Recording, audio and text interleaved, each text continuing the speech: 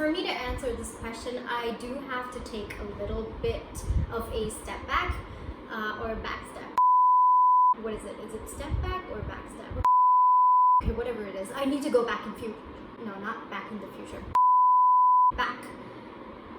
Oh my god. I need to go back to the past.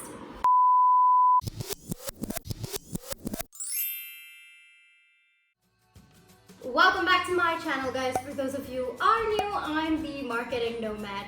Now today I've actually got some pretty interesting questions to answer for you guys, and I'm super excited. Without further ado, let's hop on to the questions. The first question that I did receive was, how do I handle and overcome my insecurities? Now, I know that insecurities are a part of life, and over the years I have kind of come up with my own way and perfected my way of handling them. I just want to say that I do not have an education background in psychology. I'm not a therapist, I'm not a psychologist, but I do have a couple of life experiences that have kind of shaped this method for me. So it works really well for me, and you can try it. I do hope that it works for you as well. For me, handling your insecurities and overcoming them are two different things. The insecurities that you can't overcome, you learn how to handle them. And I think that this is a very stark difference for me. So when you ask me how I'm handling and overcoming, my first reaction to that is that there are two different things. And the reason is this: there are some insecurities that you can't get over. They will always be there at the back of your mind, but you have to make sure that they are not going to hinder your daily activities or something that you truly want to do. So for me, it starts off there, the difference between handling and overcoming. Now, this is some sort of a flow chart that I go through every time I realize that there is something stopping me from doing something that I really want to do, which is basically an insecurity. So for me, the first question that I do ask myself is there something that I can do to fix this insecurity? Now, there are two answers for this. The first one is, yes, I can fix this insecurity. Two, I can't fix this insecurity. Now, insecurities I can't fix. Examples of them would be my skin color. I'm insecure about the fact that I'm brown, or at least I was insecure about the fact that I was brown. I was insecure about the fact that I was only 5 feet tall. These are insecurities that I really can't do anything about. I mean, I can't grow tall. I can't lighten or darken my skin color depending on what the current perception of beauty is by everyone else. So these are insecurities that you can't really do anything about. There are, however, insecurities that you can do something about and you can overcome them. Those would be insecurities like, for example, I am insecure at my new job. I am insecure in this relationship. I am insecure about starting something new. And these insecurities usually have some sort of a root problem to them that would have been triggered at some point. So this thought process of mine helps me to identify what that root problem is and how to find the solution to that root problem instead of the insecurity. So I kind of go down in steps. So the first thing that I do, if my insecurity can be fixed, and this is a flow chart, guys. So the first top part would be, can this be fixed? And if your answer is yes, then you keep asking yourself questions that identify the root problem. For example, I will say, I'm insecure at my job. My next question would be, why are you insecure at your job? And then for that, my answer would be, because this is my first job right out of school. And then I ask myself one more question. So what if it is my first job? Then again, I think about it and then I answer, all right, because it is my first job right out of school, I fear that I don't have the practical skills that are needed for my job. The next question that I do ask myself is, what practical skills are you talking about? Again, I think about it and then I answer, all right, so Adobe Photoshop, this wasn't taught in my school. Google Analytics, it was kind of brushed over, but I am not confident about it. Now, the root problem to me being insecure at my job is that I feel I am not confident about certain skills. So what is my solution to that root problem? And that is to make sure that I take free courses on Adobe Photoshop. I watch YouTube videos. I take on tasks that require me to use Adobe Photoshop so that I can keep building on my skills. So that would be a solution to my root problem. This is actually an insecurity that I did have, and it took me some time to even understand that it was an insecurity. And that's one more thing that I do want to talk about. You have to be patient with yourself as you go through the questions and as you try to analyze. It took me about, I would say, a month or two to even understand that this was an insecurity. It took me another month to kind of go through the notions of all these questions and think about it, ponder about it, and understand what was the root problem behind all of this. And finally, it took me another good 1 month to work on the solutions for the root problem. And I think I would say after 4 months of being at my company, I was more confident about my skills and I was no longer insecure at my job. So this is something that I have realized over time, is to identify the root problem and target the root problem and not the insecurity itself.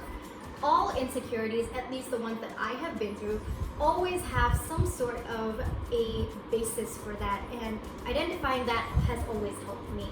Now, suppose it is an insecurity that I can't really do anything about. I can't work on my skin color. I can't work on maybe say my eye color or my height. My parents did give me comp plan, but that didn't work. So what do I do now? I mean, I've passed the stage of growing. Now, again, I ask myself, can this insecurity be fixed? My answer is no, it can't. Now, my next question is to identify what was the trigger moment for this insecurity, and that usually takes me quite some time to think about. For me, for a very long time in my life, I was very insecure about my color, and I was also very insecure about people's perception of beauty. Okay, now the first question that I do ask myself after I realize that this is not an insecurity that can be fixed is, what was my trigger moment? Now, my trigger moment was when I was 8 years old. It goes as far behind as that. When I was 8 years old, there was an Asian guy who called me brown and called me ugly. And at that point, the reason why it was so powerful is because at that moment, I didn't realize that my color made me look ugly. And I don't know, it was like a ting light bulb moment where I realized, okay, people look at me differently because I'm brown. One, people think I'm ugly because I'm brown. And obviously, that kind of manifested into an insecurity. And unfortunately, even though that was my trigger moment, there were a lot of moments after that that kind of added to that trigger moment, and it snowballed into something bigger. It wasn't until I was 23 years old that I was able to understand that I have an insecurity about this.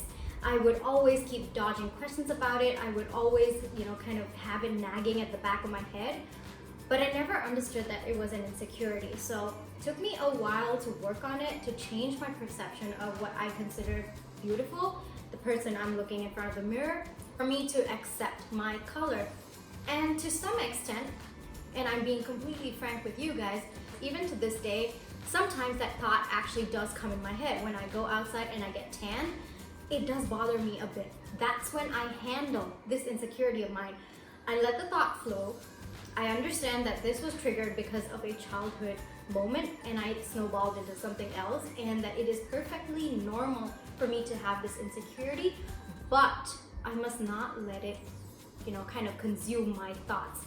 Even to this day, guys, I am being absolutely frank with you guys. The things that I have gone through, especially to do with my color, to do with my, with thinking of myself as beautiful, it has been a long journey of handling that insecurity. So to be honest, there are some insecurities that will never go away just because the trigger moment was that powerful, or the moments that followed after that were so powerful that it is a little difficult to overcome them. But through the steps that I take, I'm able to handle them better, and I'm not letting them affect my daily life or me pursuing something. I never, ever, ever would have started a YouTube channel if I hadn't changed my perception of what I thought was beautiful. I don't think I would have been confident enough to stand in front of a camera if I was going to let that insecurity hinder my life. So that is the difference between handling and overcoming your insecurities. And I hope this helps. This has definitely helped me. I have been doing this for as long as I can remember. And one thing that I do want to kind of point out is that it doesn't just happen like this. You don't just ask yourself a question and then you get the answer. No, it takes a lot of time, it takes a lot of pondering, and it does kind of take a lot of your energy to actively work on clearing those insecurities or handling those insecurities. So that being said, of course, there are certain insecurities that I have not identified yet. There are certain insecurities that I am actively working on. There are certain insecurities that I have realized that I can't get over them, but I am actively trying to handle them as well. So it's a constant process. Don't get dejected. It is part of, your holistic all-round development. And I think, to be honest, without those insecurities, I don't think I would be here today. So every insecurity has led me to a better path. At least understanding the insecurity and working on it has led me to a better path. So I would not have it any other way. Okay, that was nice. I really like the question just because